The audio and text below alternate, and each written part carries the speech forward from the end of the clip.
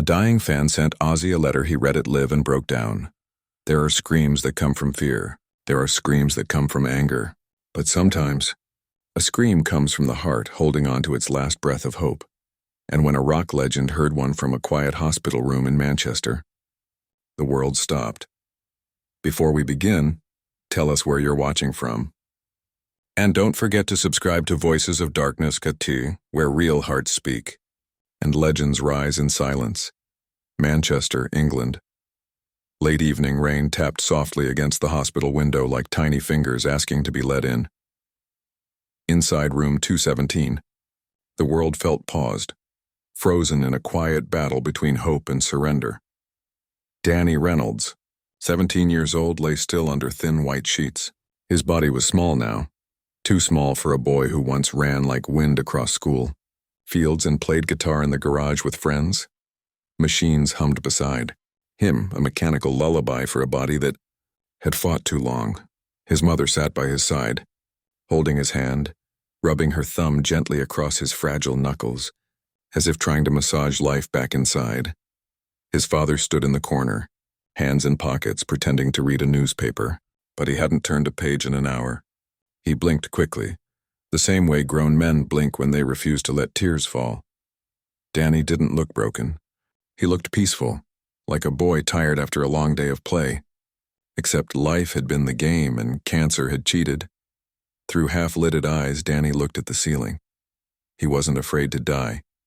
He was afraid to disappear, to leave without a trace, to be a story only his parents remembered. A nurse adjusted his IV line gently. "Pain level, sweetheart," she whispered. Danny didn't answer. He didn't need to, she knew. His eyes spoke enough, but then something flickered in them.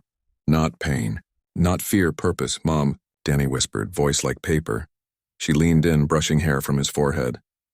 "Yes, baby? Can I have a pen? And paper?" Her heart paused. "Why, sweetheart?" Danny looked out the window at the gray sky heavy with rain. "To write someone," he breathed. "A message, before time runs out." His mother's lip trembled. "Who do you want to write to?" Danny looked straight ahead. Ozzy. A small smile tugged at his lips. Ozzy Osbourne. Most kids his age listened to dance music and chart hits. Danny? He listened to Black Sabbath. Where others heard noise, Danny heard truth. Where others heard screaming, he heard a man fighting his own monsters and just like him. He once told the nurse, "When Ozzy screams, it's like he's screaming with me. I'm not alone in the dark." Music hadn't just filled his room, it had held his soul together when his bones felt like fire. He had joked once, during chemo, "If I ever meet him, I'd scream too." Just quieter, even now, weak and fading, a spark lit inside him, a boy remembering who he was before sickness tried to steal it. Every hero needs a purpose.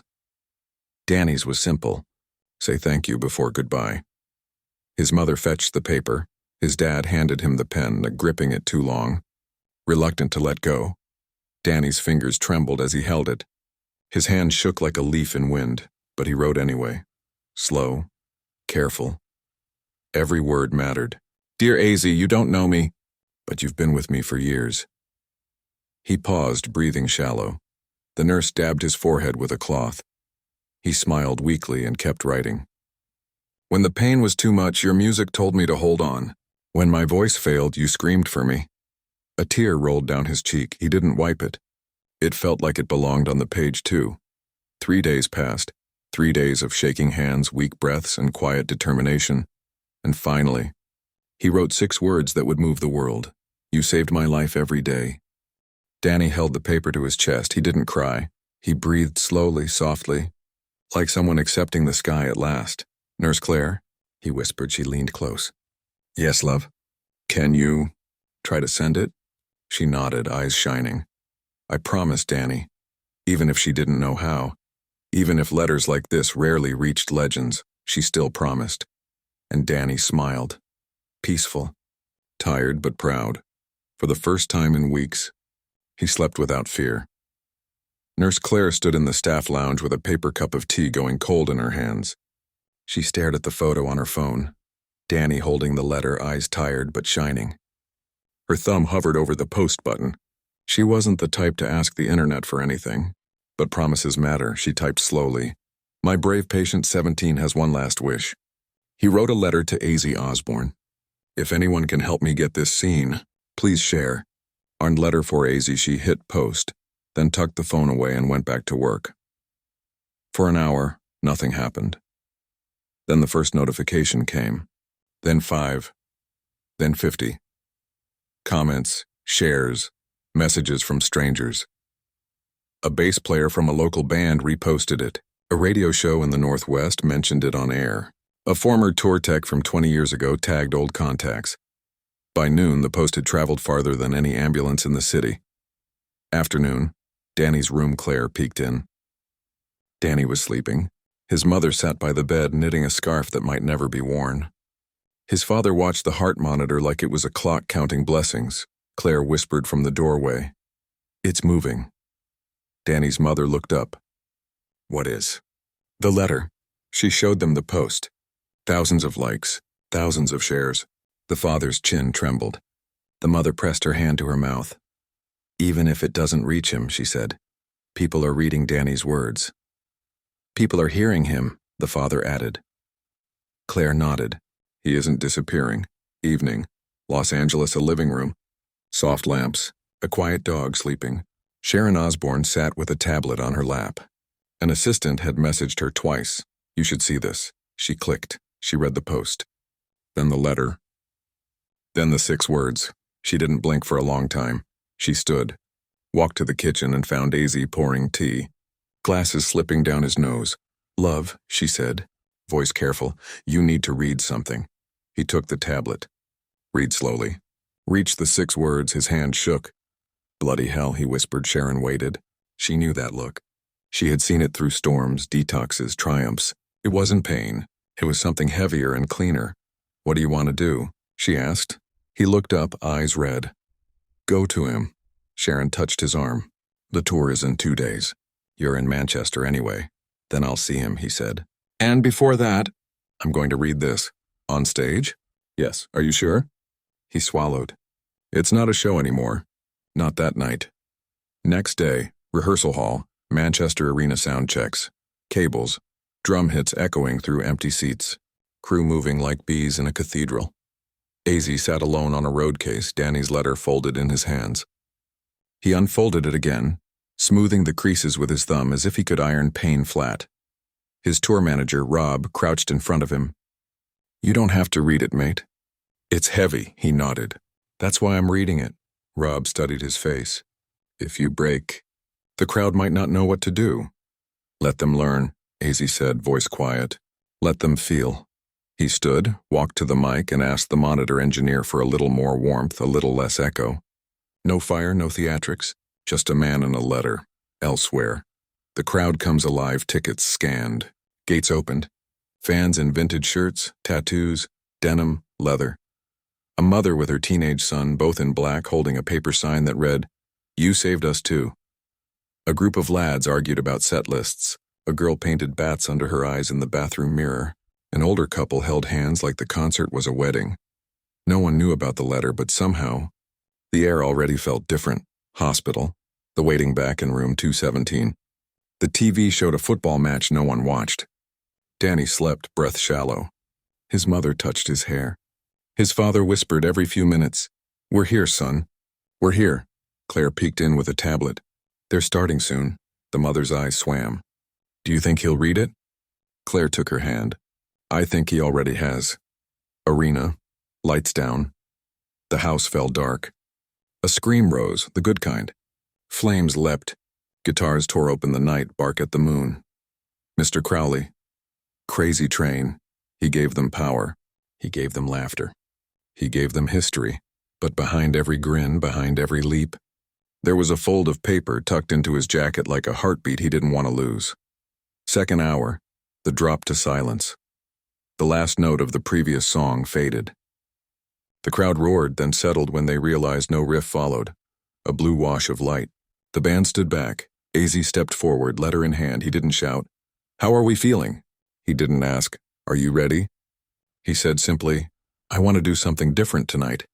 The arena breathed in. I got a letter, he said. From a young man in Manchester, 17, he's fighting, yeah? He looked at the paper like it contained a live coal. He wrote to me. And I think we should all hear him. There was no drum roll, no cymbal swell, only the hum of electricity in the rafters and the rustle of 20,000 jackets as people leaned closer. He read, Dear Ozzy. His voice was steady at first. The words were simple. They were a ladder lowered into a well. When the pain was too much, your music told me to hold on. Someone in the front row put their hand over their mouth. 2 men in their 40s, tough as dock ropes, bowed their heads. When my voice failed, you screamed for me. His jaw trembled. He paused, blinked, and carried on. He reached the last line. You saved my life every day. Silence. Not dead air. Living silence. A field of people holding their breath like a prayer. Ozzy's free hand came up and covered his face. His shoulders moved. The mic picked the sound of one small broken breath. The Prince of Darkness was crying. No one whistled. No one cheered. The crowd stayed with him, a quiet ocean. After a long moment, he lowered his hand, found the mic again, and said, voice cracked, Danny, if you can hear this, I love you, man. You're braver than I ever was. He lifted the letter high, a banner for a single soldier. This one's for you. The band entered like a sunrise. Mama, I'm coming home. 20,000 voices joined, not to perform, but to carry. Some people wept. Some sang loud and off-key. Some just closed their eyes and let the chorus wrap them like a blanket. Somewhere across the city, in a quiet room with machines singing their own soft song, a boy's chest rose and fell to the rhythm of a crowd that didn't know his face but knew his heart. Backstage, after the wave, he came off stage silent. No jokes, no high fives. He sat on a crate and stared at his hands like they belonged to someone else. Sharon knelt in front of him. You did right, she said. He nodded. Tomorrow, the hospital. Early, she said. Early, he agreed. He folded the letter again. Gentler than you'd fold a flag. Night. Screens. Light the World clips appeared online within minutes. A shaky video from row 22. A clean recording from a fan with a good mic. A caption. He read a dying boy's letter and broke down. This is what music is for. By midnight, Letter for Ozzy had turned into Our Letter from Danny. People didn't just tag a rock star anymore. They tagged each other. They tagged hope. Comments flooded in. I was there. I've never heard a stadium so quiet. Lost my sister to cancer. This brought her back for 4 minutes. He cried. We all cried. Claire saw the clip at the nurse's station and pressed a hand to her mouth. She walked to room 217 and showed the screen to Danny's mother and father. All three watched in silence, tears making the blue glow wobble. The father whispered, He heard him. The mother nodded. The world heard him. Dawn, a decision Ozzy lay awake in the hotel room, the city whispering outside the window. He could hear the crowd still. He could hear the boy's last line in the spaces between the air conditioner clicks. He sat up, swung his feet to the floor, and picked up the jacket with the letter in the pocket. Sharon stirred. You up? Couldn't sleep, me neither. They didn't turn on the lights. They didn't need to see to know what to do. Let's go, she said. They went. Hospital reception. The quiet arrival, no press call. No entourage, a driver. 2 figures in black, sunglasses, a receptionist who froze for half a second, then found her voice. Nurse Claire? She called into the phone. You need to come to the front desk. Footsteps. A gasp. A hand to a heart. You came, Claire said. I promised, he replied and touched the pocket with the letter. He promised too. They walked the corridor that smelled of soap and bravery. Outside room 217, the parents stood. The father reached for the handle, then stepped back and said, Thank you. For what? Ozzy asked. For seeing him, the father said. For making him seen. Ozzy nodded, swallowed, and went in. He sat beside the bed. He took the boy's hand gently in both of his. Danny, he said. Voice a whisper meant for one person only. I read your letter to the world. They heard you, kid. They felt you. Outside the window, rain began again, soft as applause. He slid the letter into the boy's palm and closed the fingers over it like closing a book after the final page has been read. Now, he said, rest. And for a breath, a finger moved, a mother gasped. A father's knees buckled. Claire forgot to breathe. Ozzy leaned close. I'm here. A sound barely more than air left the boy's lips. Ozzy. Fade to the smallest miracle. The room was so quiet that even the hum of the machines felt respectful. Danny's weak whisper, Ozzy, hung in the air like the softest miracle. His mother covered her mouth, tears trembling on her lashes.